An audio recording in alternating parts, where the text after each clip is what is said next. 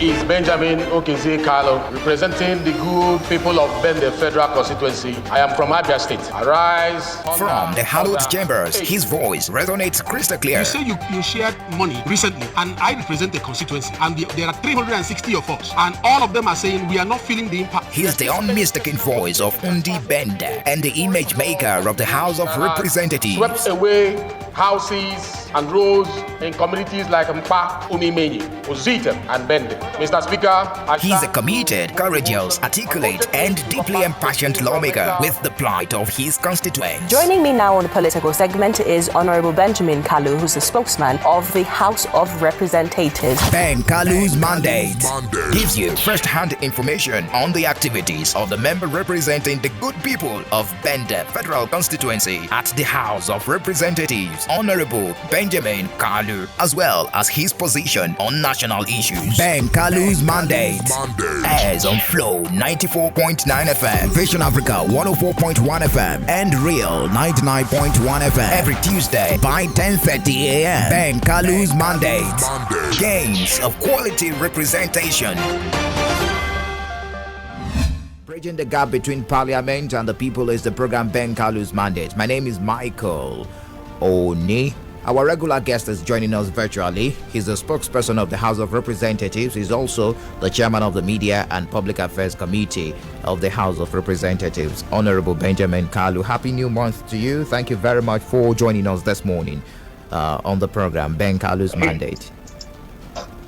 Thank you, Michael, and Abians, happy Easter, and I wish you a lovely month of April. Happy to be here. Oh, thank you very much. I think it is still proper to begin with the celebration of Easter, of course, the resurrection of Jesus Christ. I went through your goodwill message to the good people of Bende Federal Constituency. Let's take that message, hopefully, again, and also the lessons to be learned, and of course, how it can help, of course, development. That's why we're here. Yeah, it's always good to get in touch with your people during celebrations like this, and also to encourage them with the significance of the celebration. For me, the significance of Easter is the hope that comes with the rising from the dead of our Lord Jesus Christ. It was a hopeless situation. Many never believed, including those who were close to him, never believed that his promise to rise again after 3 days was possible. But God made it possible, and he rose from the dead. That means that everything that we encounter in life, even though it looks so difficult, it looks so impossible, with God, nothing is impossible. And just like a friend, pastor of mine used to say, Pastor Jerry, he used to say that what God cannot do does not exist. If God was able to raise Jesus from the dead, I can assure you that God is able to solve all our problems in our various constituencies and our state and the Federal Republic of Nigeria. Let's be hopeful. Let's keep hope alive. All right, thank you very much, Representative Benjamin Kalu. Let's talk about the insecurity bedeviling the country. It looks like it has reached fever pitch right now, and we're so much interested in what the House of Representatives is doing vis-a-vis what happened on Monday in Imo State. It's not a very good one. Gruesome murder of some persons also in Ebonyi State, and we keep having these skirmishes of attacks in the southeastern part of the country. What is your reaction to all these attacks, Representative Benjamin Kalu? It goes beyond regional insecurity to national insecurity. It's not just a problem of the southeast or the northeast. It's a problem of Nigeria. It's just that the way it operates in the southeast is unique from the way it happens in the northeast. The same for the south, southwest, and other parts of the geopolitical zones. But insecurity is insecurity. It doesn't matter the coloration it comes with. It is a concern for any government that cares for the people, because as you know, the primary purpose of government is to secure lives and properties and also the welfare of citizens. If you fail in these two very important roles, you have failed as a government. Now, as people who are part of this government, it behooves us to look at it critically and never shift our focus until it is resolved. What is happening in the country calls for a strong attention from the legislative arm, and that is why we have not, taken the back seat with regards to ensuring that things were done properly. We raise the clamor for the service chiefs to be changed. We insisted on it, and at the end of the day, though it is not the final solution, the president obliged the House, and a new cream of experts were, brought in. We are happy with the team that has come in, and we are asking Nigerians to be patient with them because it's too early to begin to judge them. But there are certain things we have seen in this new team that is actually commendable. One of which is the ability to draw up an organigram that now has a head, that all the service chiefs will now be reporting to the Chief of Defense Force is a step in the right direction. I say so because if an organigram has a head, that organigram will have a direction. So direction is going to be given to how insurgency, banditry, terrorism is pursued in our country. Why do I say so? I say so because having learned from the mistakes of the former chiefs, I am sure that the body language of this report that we are seeing shows that they want to collaborate with each other. They want to synchronize their intelligence sharing to be able to achieve the desired goal, which is bringing security to our people. And that is commendable. And this should also involve the DIA, the DSS, as well as the police and the civil defense. Because I believe that if we dwell more on intelligence and less on brute force, less on the size of our gun, we'll be able to achieve remarkable milestones. I say so also because there are examples, of those who have used this particular model and it worked. The United States is one of it. 9/11 took place. America did not go buying the biggest gun in town. They invested in their intelligence. And it was that intelligence that has helped them to secure America. And I assure you, 9/11 or anything that looks like it would never happen in America again. Yes, you might have one or two shootouts here and there. All right.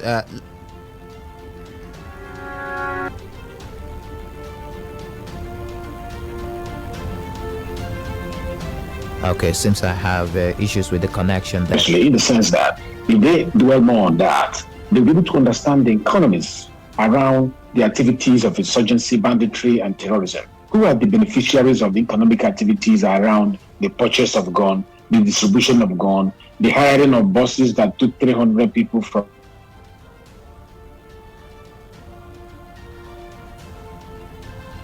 Okay, seems to have technical issues with the connection. Of course, it's a virtual connection. It is Ben Kalu'S man.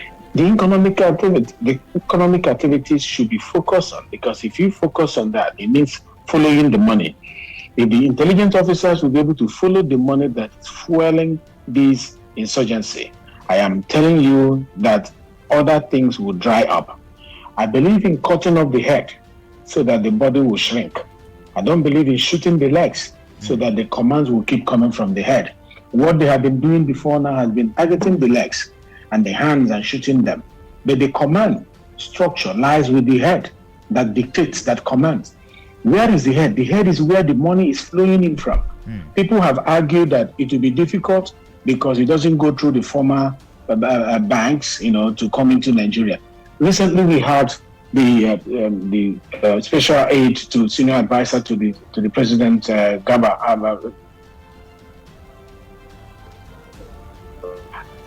who also say that they have secured some convictions and also they have targeted that some BDCs are being used to bring in money for terrorism and all the rest of them. So let's spread our net and target the economic activities around these insecurity issues. If we dry up their source of fund like we did with NSAS, which helped to calm NSAS, we can also apply that. Why are we not applying that? So I'm charging them to look into that.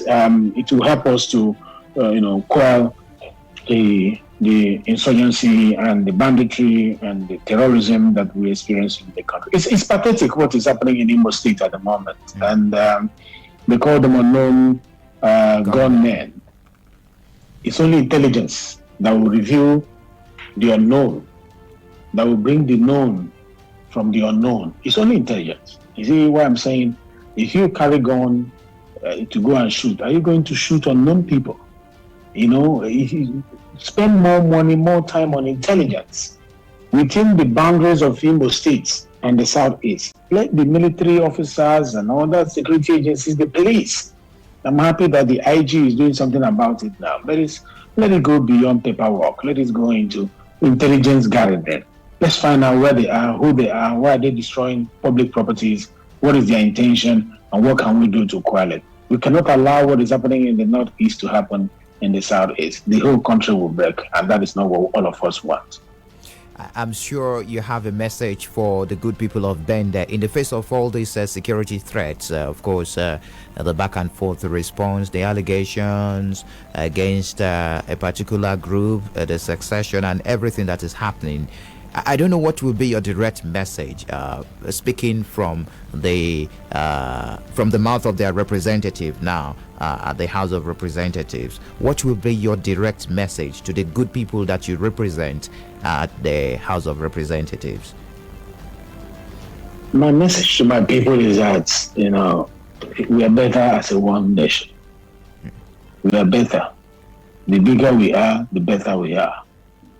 Yes, I understand one of the things that, hurts the people from my area is poor distribution of opportunities, poor distribution of programs and projects. That is not in line with the principles of our Constitution with regards to whether you call it federal character in job opportunities or federal character in project positioning around the country. Yes, the agitation might be correct, but this government is making effort to remedy that. If you look around the Southwest, you see that things are better now than it was before. And this is the truth. For anyone who cares to be fair and unbiased, the road that is happening between Enugu and Port Harcourt Road was not in the current state in the past government. It is better now than before. The Niger Bridge that we are always talking about has been a paper theoretical, idea. This government has tried to put it in place by investing heavily. In fact, one of the biggest investment of this government is in Southeast, in that Niger Bridge. And yes, are there still more to be done? The answer is yes. We still need the government to do more. But is the solution in secession? I don't think so. I actually not think so. I know it is not in secession. I don't need to think about it. It is not in secession. It is in looking at how we look at our Constitution again and tweak it around to make sure that people have the sense of belonging. It is in how we look at this ground norm. Does it cover the interests of every Nigerian fairly? Is there anything that we need to do about it to be able to represent, to capture our interests? Because at the end of the day, it's all about the interests of your people. The regional integration, regional economic integration, regional political integration, that will help us have a stake in Nigeria when negotiations are done. And I support those who are angling for it. But let's do it the right way. And the right way, I think, is by looking at what we have as an instrument that has kept us together, the Constitution of the Federal Republic of Nigeria. Review the various provisions and clauses in that Constitution to reflect the wishes of our people. It can be done, and that is why we have representatives in the House. Luckily enough, The House has started it. The committee is ongoing as we speak. Let us make effort to show interest.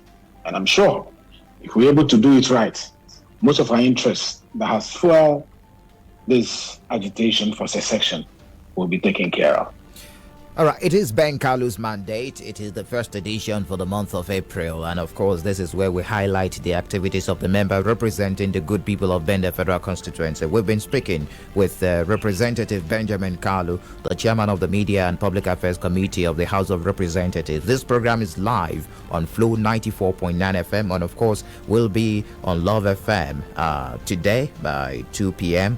And later on tomorrow on Vision Africa Radio by 10 a.m. And of course Real FM on Wednesday by 11 a.m. It used to be a live simulcast, but due to some technical hitches, we had to find a way forward. Let's move on now to some other issues. Representative Benjamin Kalu, let's talk about the issue we have in our health sector. Presently, it looks like we are nearing ground zero with the back and forth negotiation between the federal government through the Minister of Labor and Employment and the National Association of Resident Doctors. They are presently on strike, and the resident doctors, they represent the largest percentage of the doctors that we have in our tertiary hospitals. I don't know what health reforms will be put in place to ensure that the health sector is given a better attention. Well, when we talk about, Amadi, you raised the issue of health, and I actually want us to dwell more on health today, because you see, it's very important. A healthy nation is a wealthy nation. And the issue that had to do with the strike, the problem we have in Nigeria is that oftentimes, the people in government go to the negotiation table without doing their critical analysis well to know what to accept from the unions, what will be bogus for the government, without knowing what is available from the side of government to determine the level of their acceptance of proposals given to them. So they end up accepting what they are not able to meet up with. They accept to make a payment, and along the way, they'll find out that they can only do it 3 months, and then they will stop. It's one of the things we are pushing, that will change the approach towards doing that. The current strike is as a result of non-payment of house officers for about 3 months. And you know, the house officers, they are the bedrock of most hospitals, because before the seniors will come, they are right there, you know, on ground, to receive emergency situations, try to put them in good position before the arrival of the seniors. So the agitation is that they've not been paid 3 months' salary, and that there is no recruitment of house officers because the portal has not been open. This was brought, resolution by NERD was now brought to the speaker. And what the speaker did was to immediately ask the House Committee on Health Services to look at ways of handling this thing immediately to be able to stop the strike from happening. And immediately the House Committee convened a meeting of stakeholders, because Nigerians will always like to know what is the House doing about the problems in the health sector. We convened a meeting. I'm a member of House Services, Healthcare Services as well, of the House. The meeting was convened and stakeholders were invited. Those stakeholders included the Federal Ministry of Health, the Medical and Dental Council, that is what they call the MDCM, the Budget Office of the Federation, the Office of the Accountant General, and the committees of the CMDs, that is Chief Medical Directors, and as well as the Nigerian Medical Association, the NMA, and the Nigeria Association of Resident Doctors, the NERD. The outcome of the meeting was that there was anomalies between the committee of the CMDs and MDCN. You know, and the directive was given to the CMDs to submit the list of their current house officers. The anomalies was that as the supervising regulatory body, they usually give quotas to the hospitals on the amount of house officers to take in. But it was discovered that some were shooting beyond their quota. Okay. So these anomalies created the gap. Before the meeting, only 19 hospitals out of the 48 hospitals submitted their list. So the other ones were mandated, 42 hospitals, they were mandated to submit their own within 48 hours. And as we speak now, all of them have submitted their list. And payment is going on. Payment have been going on for about 9 days now. And but according to NAD, the payment has not been going on as expected because certain people were excluded. These people who were excluded were the people who were outside the quota. And the people who are outside the quota are saying, we did not employ ourselves, we were employed. You cannot pay, you cannot hire our services and not pay us. So in order to capture those people who made the SS list, another meeting was called by the committee the same 9 days ago. And in that meeting, it was agreed that MDCN should remove doubtful names. Doubtful names included those house officers with same folio number appearing in 2 or 3 different hospitals. So you see what you call the ghost workers. Somebody is working in hospital A with the same folio number, is also in hospital B and hospital C. And also another issue that was doubtful that they needed them to clear was the issue of different salaries coming to the same bank account on the same name. They were asked to go and clear this. You know, while sorting this, NAD gave 2 weeks extension. And we started working with the 2 weeks extension. The next thing we had was a 48-hour warning strike. And in addition to it was an extra 11 demands, which if you add it to their first 2 demands, it became 13 demands from the resident doctors.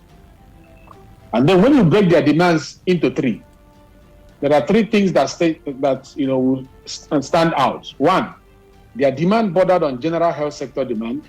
2, NAD exclusive demand. And then 3, doctors exclusive demand. And the basis of this, we now call them for another meeting. And we said that we are going to have a priority list.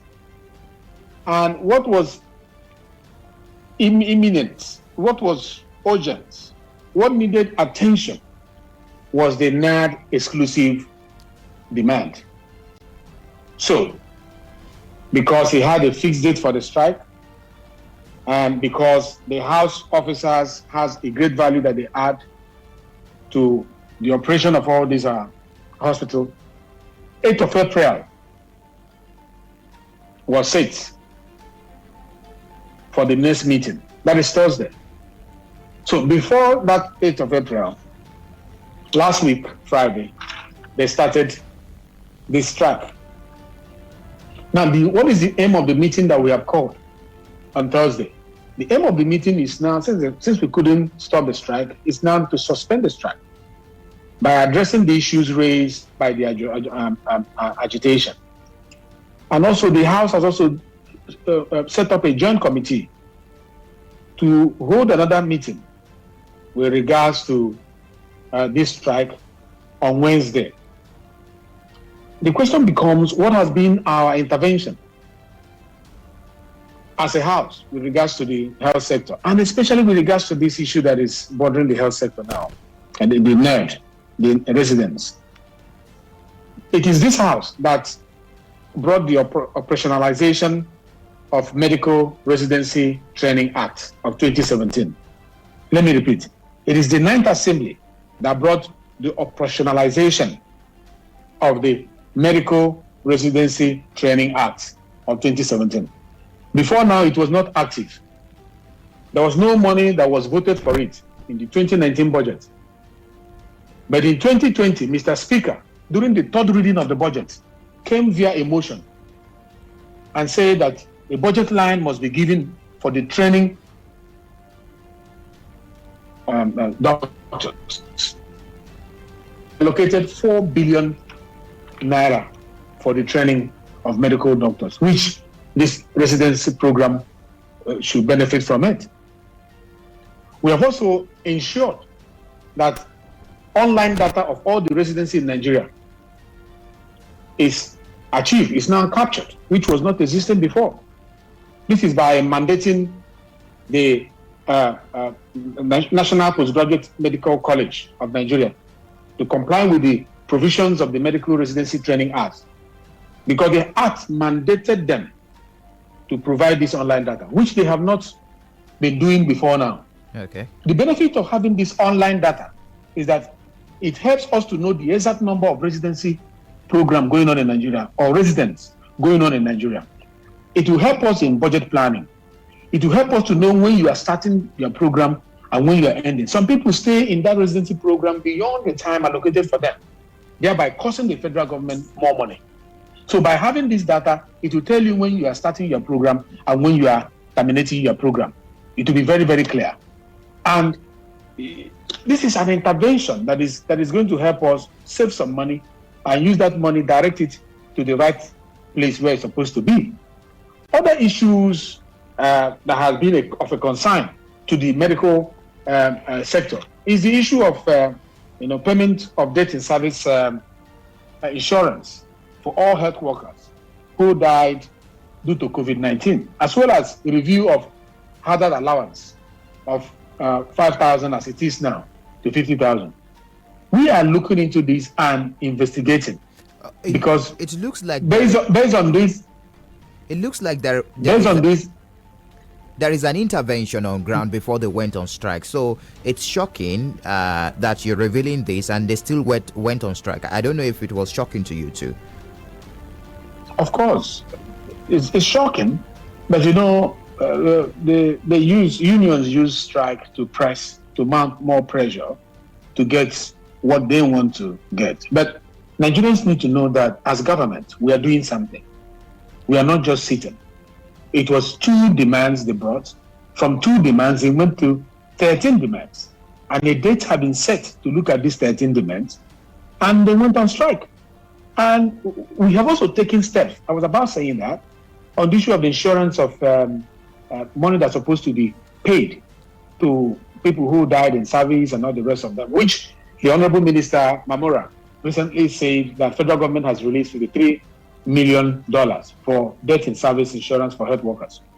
We are investigating that, and a particular motion had been referred to the House Committee on Insurance and Actuaries, and as well as health services, to be able to look at what has happened to that money, how is it being used, and all that. Now, there have been this agitation. Why we are serious about it is that, it is very important that the country keeps our medical doctors here. We know the problem of brain drain. If we don't take care of their demands, and there is an increase in brain drain, it is not healthy for us. And that was why the first sectorial roundtable engagement that we had as a house was with the health committee, with the health sector, And so many proposals were made as a recommendation in that particular roundtable engagement. One of it was on brain drain and capital flight, that we should adopt the Indian model, which was offer of interest-free loan to medical doctors to return home, provision of incentives and conducive working conditions for medical doctors, interest-free loans to hospitals already operating in Nigeria, and then also health workers training and development, to create jobs and placement opportunities for health workers, review the training curriculum of doctors, create more places for residency training and internship / central placement of house workers. Tax shifting policies should be implemented in all health institutions to enable training of health workers with lower qualification. Encourage and improve the level of medical training that is currently being given in the country. And it goes on and on. Okay. So this shows that this nation and the House of Representatives, the legislative arm, that we are working hard to make sure that what pains the health sector is reduced, even if not eliminated, but is reduced. And hopefully... So the need for this strike, I don't really know why this strike should be on when we are still on the table and we're still discussing and we are showing that we really want solution. And we have been proactive. The House of Representatives have been proactive. There is going to be a meeting the on health Thursday. sector issue. There is going to be a meeting on Thursday, on the 8th of April. From what you said, Representative Benjamin Kalu. Yes. Okay, hopefully Yes. they will be able to call off the meeting and an agreement will be reached. Call off the strike rather, and the agreement will be reached on Thursday. We need to take a break now. When we return, we continue the conversation on Ben Kalu's mandate. This is where we highlight the activities of the member representing the good people of Bende Federal Constituency at the Federal House of Representatives. This program is live on Flow 94.9 FM every Tuesday from 10:30 a.m. and also on Love FM every Tuesday also from 2 p.m. on Vision Africa Radio every Thursday from 10 a.m. and Real FM every Wednesday from 11 a.m. We take a break now. When we return, we continue the conversation this morning on the program. Is Benjamin Okeze Kalu, representing the good people of Bende Federal Constituency. I am from Abia State. Arise. From the hallowed chambers, his voice resonates crystal clear. You say you shared money recently, and I represent the constituency, and there are 360 of us, and all of them are saying we are not feeling the impact. He's the unmistaken voice of Undi Bende and the image maker of the House of Representatives. Swept away houses and roads in communities like Mpa, Umimenyi, Ozita, and Bende. Mr. Speaker, He's a committed, courageous, articulate, and deeply impassioned lawmaker with the plight of his constituents. Joining me now on the political segment is Honorable Benjamin Kalu, who's the spokesman of the House of Representatives. Ben Kalu's mandate gives you first-hand information on the activities of the member representing the good people of Bende Federal Constituency at the House of Representatives, Honorable Benjamin Kalu, as well as his position on national issues. Ben Kalu's mandate airs on Flow 94.9 FM, Vision Africa 104.1 FM, and Real 99.1 FM every Tuesday by 10:30 a.m. Ben Kalu's mandate, gains of quality representation. Thank you very much for staying tuned. You've been listening to Ben Kalu's mandate on radio, and of course we've been speaking virtually with Representative Benjamin Kalu, the member representing Bende Federal Constituency at the House of Representatives.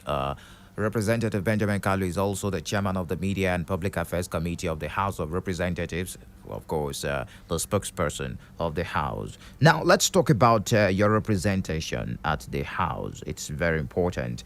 Just before we throw the lines open today, I would like us to take many calls as this morning on the program.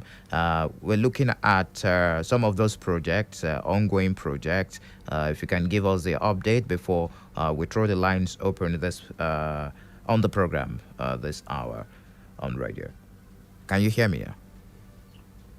Yeah, I can hear you. Great. The projects are still ongoing. Some of them have been completed, some have not been completed, and new ones will join soon. As we mentioned last time, The boreholes are going on, the schools that we are renovating, the ones that we are constructing, the ones that we are furnishing, some of the items have arrived. And solar mini grid will be starting soon. And some of the roads also will be starting soon. Some of the roads have also been finished. Immigration center is almost getting to the roofing stage, but they are roofing now, not almost getting to the roofing stage. We are returning back to Ibere Ebri Hall any moment from now for the ceiling and plastering. Okay. Or other projects made us slow it down a little bit so that we can meet up with the budget cycle.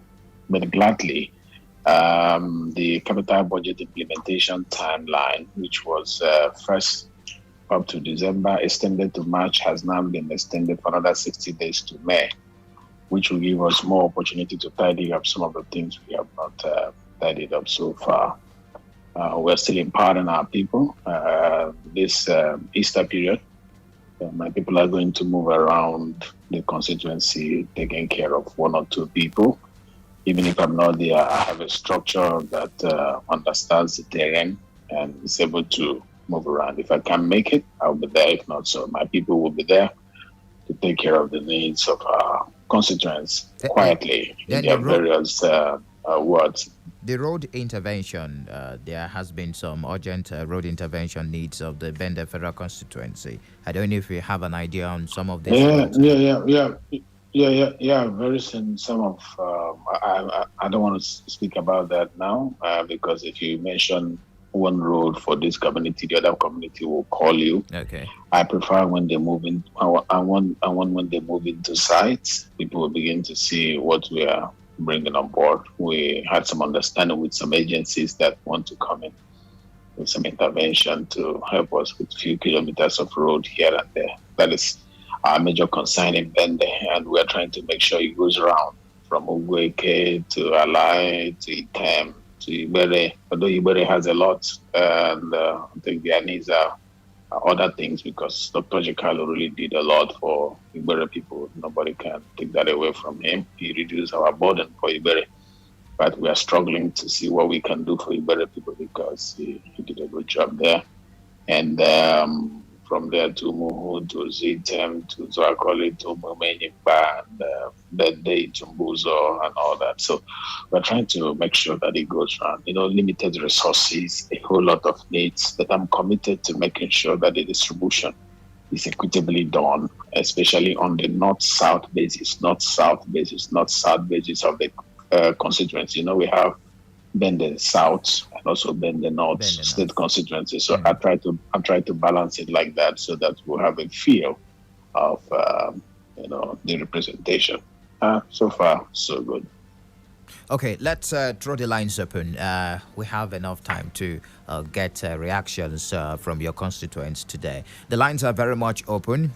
0808 182 6949 or 0811 605 2949. You can also drop messages on 0906 510 8289. We have the visual version of this program running on Facebook page, facebook.com/Flow949FM. You can also drop your message there. It is also very important that you can follow the activities and, of course, ask questions from the representative, the member representing Bende Federal Constituency, Representative Benjamin Kalu, on his official social media platforms, Twitter and Instagram at official Ben Kalu. That's at official Ben Kalu. So let's get your reactions now on the phone lines. Hello, good morning to you. Welcome.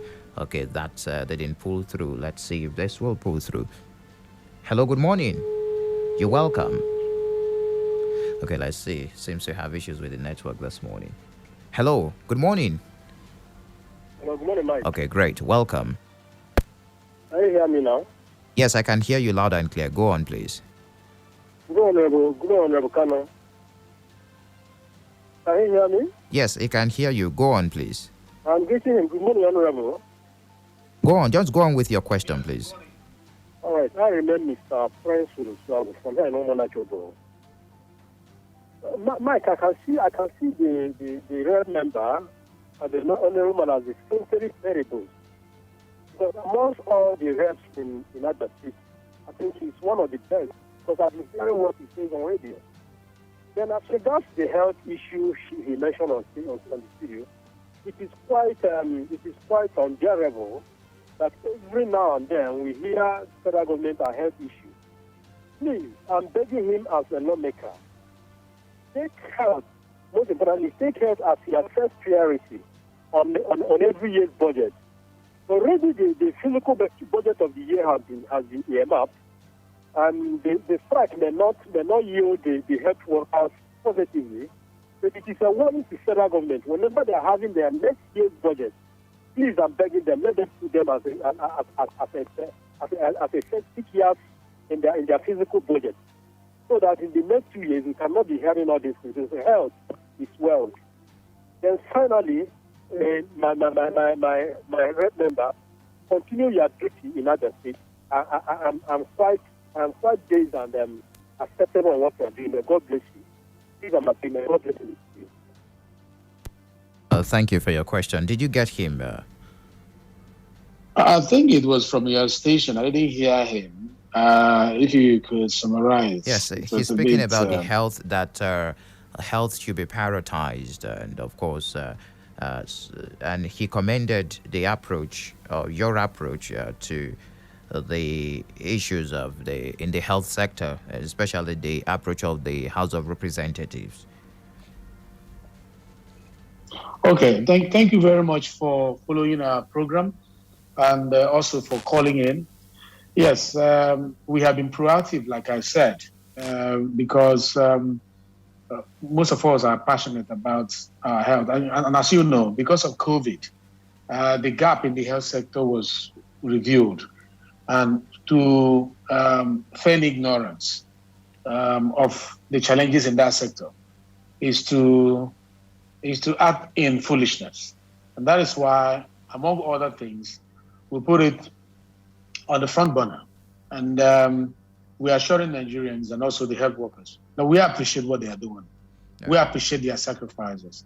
And that is why this house is committed to your training and also your insurance, so that you will not work for nothing and die for nothing. You will not leave your families. If anything happens, insurance will be there to make sure that it is you're well taken care of. And I'm happy to announce that it's been an ABN, that is a chairman of the Insurance and Actuary Matters of the House, Honorable Darlington, and is very also proactive in issues bordering on insurance. So in no distant time, we're going to investigate what is happening to the fund that the federal government put out to take care of you, the $53 million. And I'm sure it will get to all of you. Okay, Chidi, we appreciate what you are doing. Chidi from Ubakala said, my question is, Niger Bridge and Enugu Port Harcourt Express Road, are these the only Southeast needs, and that every APC person will always use it as a reference point? None of you people talked about marginalization, the lopsided appointment, the headsman killing, and other ill treatment. That's coming from Chidi from Ubakala. Thank you, Chidi, for your observation. We say in our place, when you praise, let's start from recognizing what was not there before and which has come to be. That all-important road connecting the region to the south-south, it means economic activity. If it is blocked, it means a blockage on our economic activity, our movement, our freedom of movement, the ability to interact. It's very important. So any government that took it as a responsibility did us well. When you talk about Niger, I don't think you know the economic significance of Niger Bridge. If you know the economic significance of Niger Bridge and how much the federal government has invested, in fact, it's the biggest project of the federal government in Nigeria at the moment. If you know the relevance of it, you will appreciate the government that has done it. And that's the truth. And we should be proud to talk about it. As APC, a leader, political leader, I'm very proud of what my government has done with regards to that, because other past governments in 16 years could not do it. They were only talking theories about it. We came here to put the plan into place. And it is for our own good.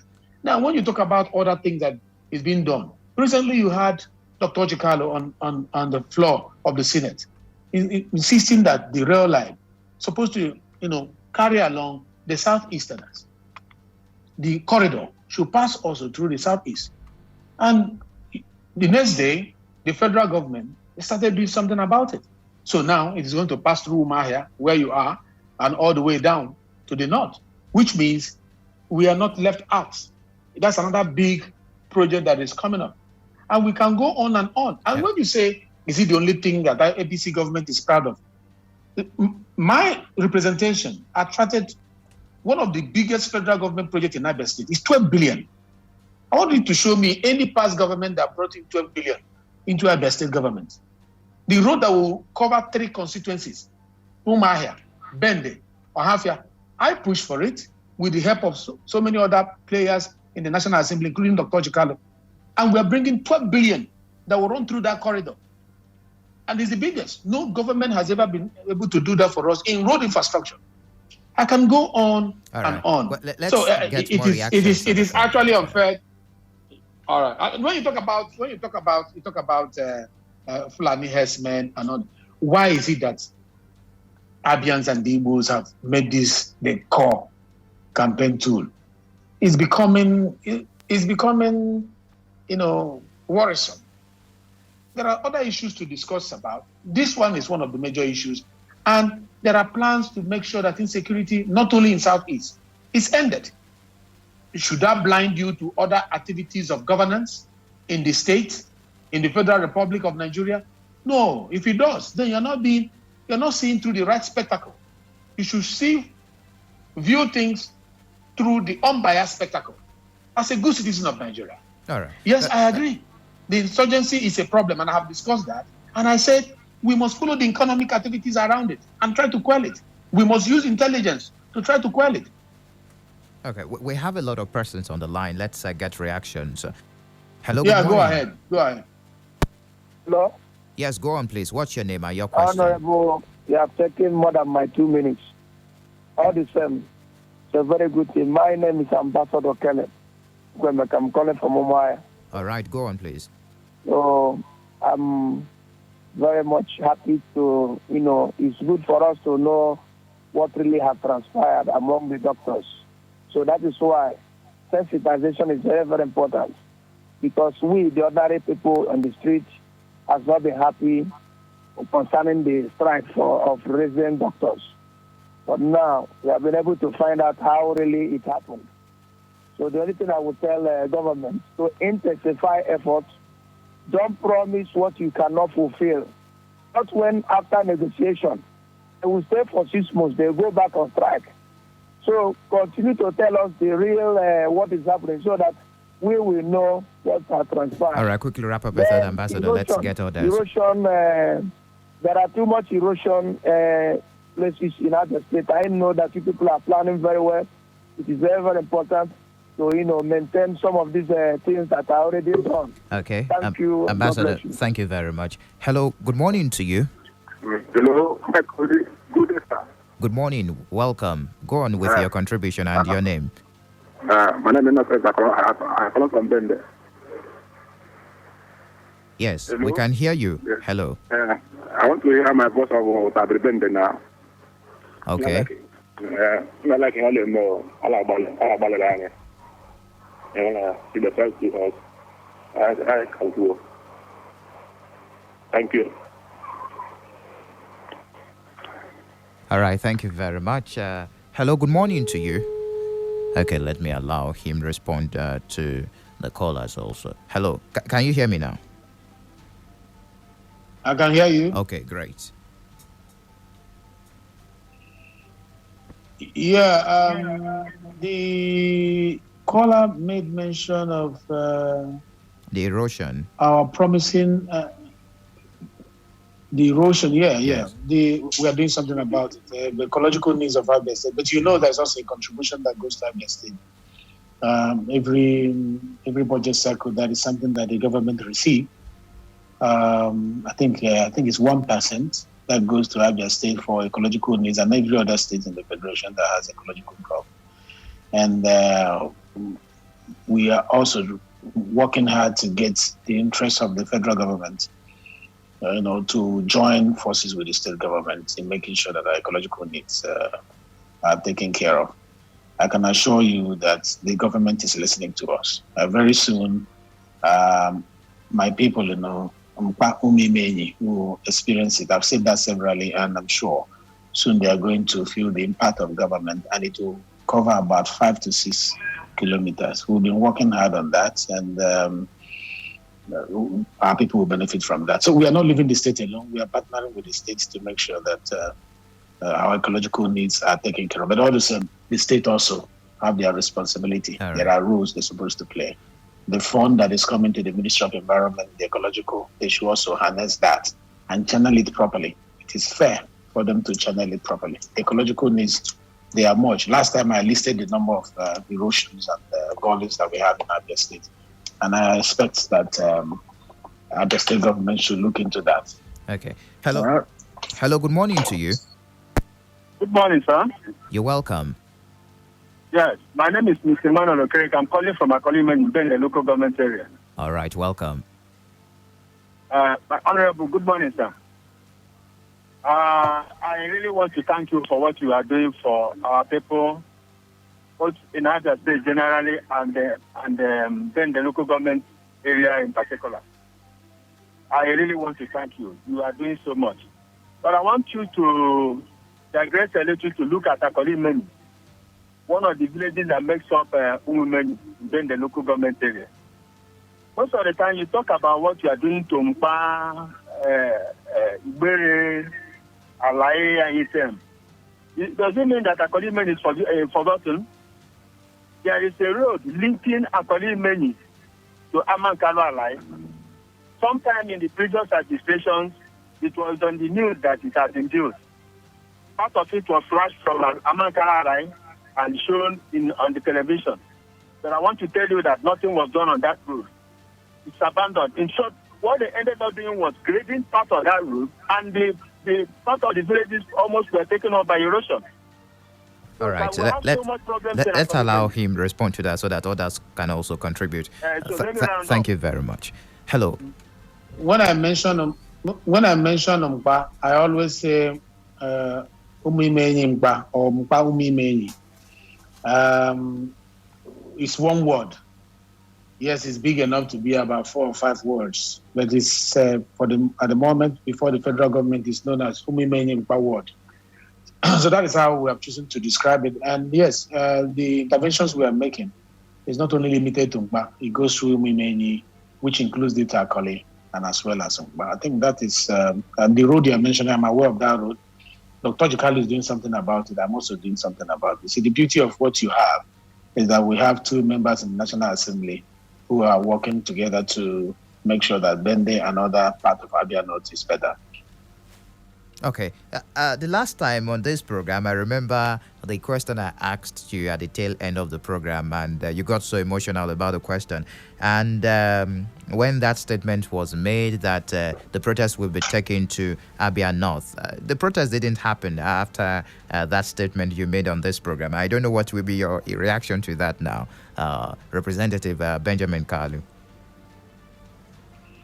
Yeah, yes, I was passionate about it because I felt it was wrong for anybody to threaten to come to Abia North insult our foremost leader, Dr. Kalu.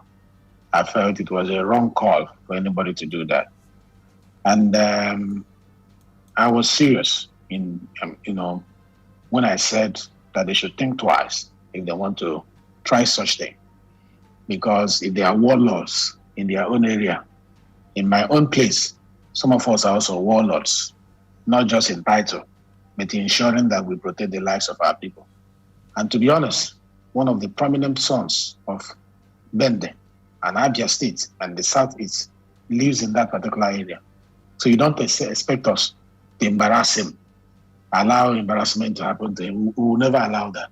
So other interventions happen after my speech. Some of them contacted me because I said some of them are my friends. And they contacted me and I told them that I was serious about it. Some of them told me that Dr. Kalu'S should come and withdraw his statements. I said, no.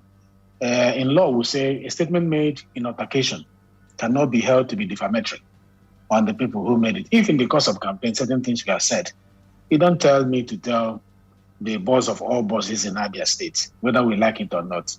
He is the leader of all leaders in Abia State. To come and begin to maybe apologize to you and withdraw. No. I said, no, he will not do such a thing. I didn't even go back to Dr. Kalu'S to tell him the interventions we were doing, privately. But they respected my position as well, and they decided not to be hooligans. Because I said those who will come to Abia Central and Abia North are hooligans, and they'll be treated as hooligans. And mutual respect is very, very important in any polity. So I'm happy that they obliged my call respectfully. I will also reciprocate if in the future they made out a call for us to also show them such respect. That is how it's supposed to be. It shouldn't be Tibo Zobo. I don't believe in that kind of... everybody should be given their respect. Like I said, these leaders need to be respected. They may not be sent, but they should be respected. Because when it comes to discussing national issues, important issues for Ndibo, but the people they are going to call are these leaders. Let's preserve them. We can go privately to correct them, but coming to destroy them is not what I'm interested in. All right. So that tomorrow we'll have, All right, Representative Benjamin Kalu, I want to really appreciate your time on the program today. We will be back next week for another edition of the program. Thank you very much for your time. Thank you very much. And Abians, happy Easter again, and I wish you a wonderful month. May the Lord restore your hope if it is lost. May the Lord increase your hope if it is lowered. Let every of your pain know that the rising of Christ, the resurrection, is powerful enough to lift you from where you are to where you ought to be. God bless you. Thank you very much. That's the representative of Bender Federal Constituency at the House of Representatives, Honorable Benjamin Kalu. Thank you very much for joining us this week on the program. The program is live on Flow 94.9 FM every Tuesday from 10:30 a.m. on Love FM, every Tuesday from 2 p.m. on Vision Africa Radio, every Thursday from 10 a.m. and also on Real FM every Wednesday from 11 a.m. My name is Michael Oni. Do enjoy the rest of your day.